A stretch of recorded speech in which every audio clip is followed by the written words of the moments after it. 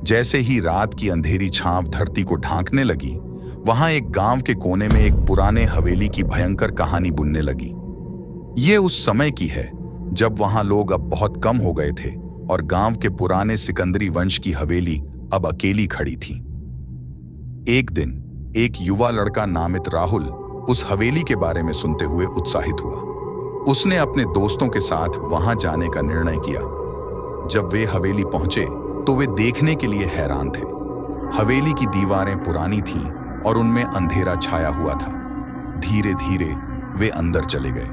उनके दिल बार बार तेज होते गए जैसे ही वे आगे बढ़ते गए। हवेली के भीतर वे अपनी नया को भटकते हुए खो गए।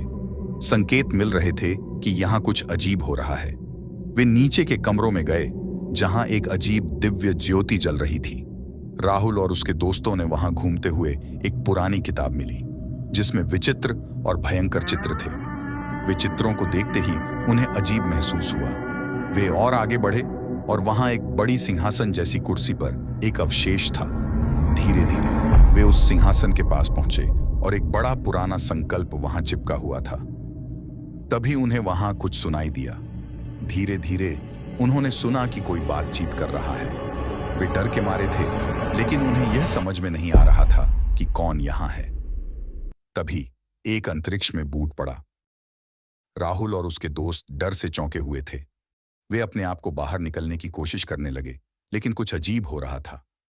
बाहर निकलने के बाद वे आसमान की ओर देखने लगे और वहां कुछ अजीब चमक रही थी। वे अब समझ चुके थे कि वह हवेली भूतों की गुफा थी। रात के इस काले अंधेरे में वे धीरे धीरे वहां से बाहर निकले और कभी वापस नहीं आए।